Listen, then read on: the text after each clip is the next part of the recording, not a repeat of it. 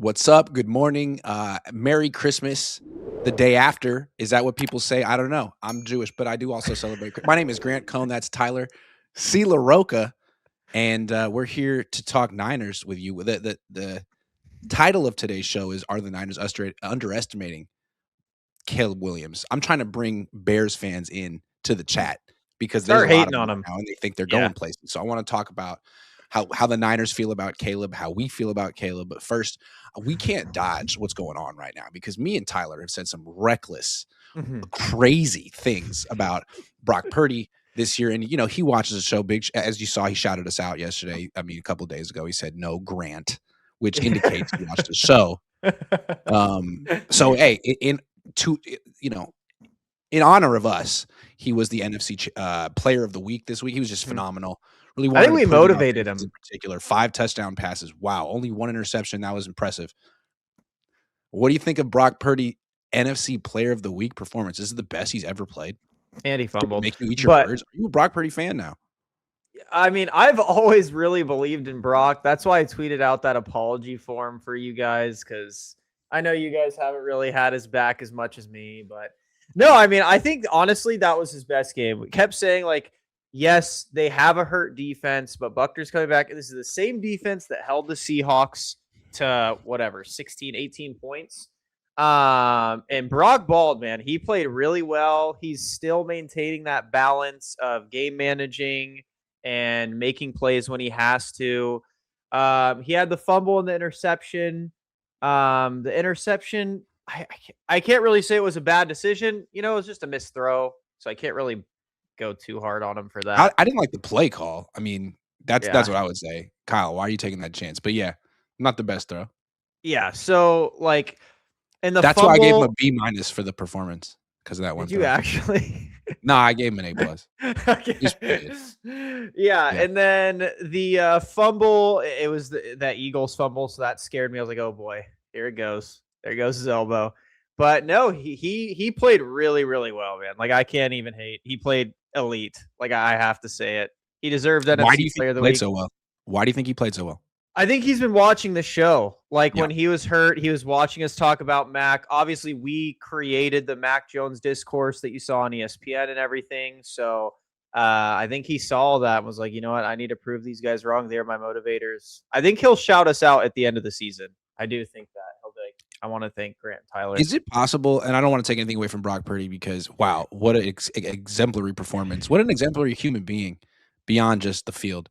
But is it possible that Kyle Shanahan absolutely whooped Lou Anarumo or whatever that guy's name is on the I mean, man. I mean, like, the walk-in touchdown for Christian McCaffrey in the left flat. It's like I'm not saying it was easy for Brock Purdy, but he got hit one time the whole game. He was standing in one spot most of the time. He could run around when he wanted to, and guys were wide open in like the flats.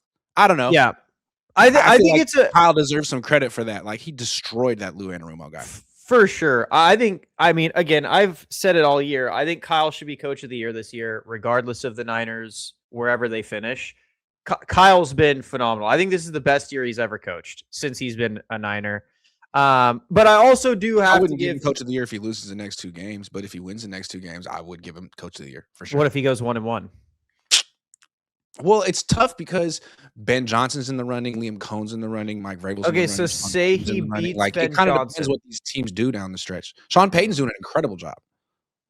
Yeah, I'd still give it to Kyle, but he and I think it's a tandem, right? Like the skinny post to Demarcus Robinson, I think was both a really good play call, but also a really good throw. Like he didn't float it. That's a throw that we've seen Mac Jones pass up and not attempt. Yep. And then the flat to Juwan, I think that one was perfectly placed on the right side for the touchdown. I think that was a perfectly placed throw. Another one where he kind of do an 8-minute segment about Juwan not giving the ball to that poor white woman. I mean, my goodness. I didn't even see that. What was that about? I heard about that now. Anyway, just kidding. But yeah, I mean, I think it's a mix of both. I think Purdy's playing really well, and I think Kyle's just continuing to do what he's been doing all season. He's been coaching so well this year. I think we motivated both of them because remember we were saying Salah's like the reason this team looks good earlier in the year, and then Kyle's like, you know what? I'm watching this. I think I think we should get some credit for this. I think he was great, but I think that I think his fans are overreacting a little bit to like 1 month of work. I mean, he was Mm, really good for the last few games, no doubt, okay. but he was just hurt like a month ago. It wasn't that long ago that he was like shitting the bed against the Panthers. I mean, I'd Mhm. like to see him do it against like from I here on out, agree. he's only facing teams with like double-digit wins from here on Yes. out. I So do you agree beat with the that. Yeah. Colts, that's wonderful, man, but like they were missing both of their cornerbacks and they're dead. They've lost now Yeah. 6 of 7 or 7 of 8. Like now you're facing a team that is 11-4 with their quarterback isn't great, but he leads the league in fourth quarter comebacks and game-winning drives. The running game is Defense leads in good. takeaways. Yeah, man, like this is the real test, but like it's great that you're taking care of business and doing it in style and rewriting narratives and Yeah. playing your best and showing confidence. All that stuff is great. We're not even talking about your toe anymore. That is great. But Yeah. now I'm seeing people be like, "Well, he's the best quarterback in the league." Or like, Yeah, "Okay, no, that's that's tough. too much. He's not the best quarterback in the league, but he's like the sixth best quarterback in the league." I actually said that the other day. I mean, he played like that the other day, but I feel Yeah. like we've seen him play like what he did against Carolina a month ago. So it's hard to say that he's consistently a top 7, 8, 9, 10 quarterback. Mhm. Yeah, and I agree. I think like we've said, this last stretch is really going to show who and how Brock is, right? Like the Bears defense leads in takeaways. The Seattle defense is no joke. Like that's a good defense. And then obviously you have the playoff run. Like he has to be good the remainder of the season. I give him credit where it's due. Against the Colts, he played phenomenal. But yeah, now you're playing the Bears, right? We still. So someone corrected me on this the second the Panthers win, because last week we said they haven't beat a playoff team. Then the Carolina Panthers became a playoff team Correct. for now. Um, and so they did beat a playoff team that just became a playoff team on last Sunday. He beat him. Yeah, It was also his worst performance by far. I mean, yeah. So it's like we haven't seen Brock play well against playoff level teams. So we could say that. We like without a shadow of a doubt. Colts aren't a playoff team, so he played well against the Seahawks week 1. That was week 1. He threw 2 picks in a good game. Then he played against the Jaguars and was one of the worst games of his career. He was still hurt. Then he played against the Panthers. It was one of the worst games of his career. mhm. I don't know. Maybe he was rusty or something. But yeah, like I don't expect him to have one of the worst games of his career against the Bears. But just because he tore apart the Colts, I mean, it's great, man. It's an AFC team that's Mhm. tanking. I think it doesn't really. We'll see if it has anything to do with the rest of the season. Like if he goes and plays decently against the Bears, has a quarterback rating of like 89, and has a couple of picks and a couple of touchdowns, I wouldn't be surprised. Yeah. And like, here's my thing, right? Is yeah, the Bears are going to be a huge test for him. We've said this coming up because again, Brock Purdy's turnover prone.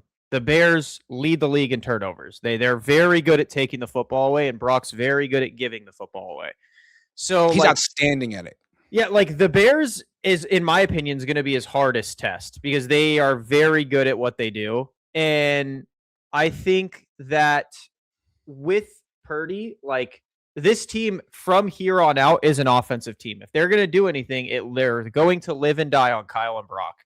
So Brock could either, put a stamp on your and I's faces and be like, I am elite. Look at what I'm doing with this offense. Or he could just kind of prove us correct. Like, yeah, like he's good against bad and then bad against good,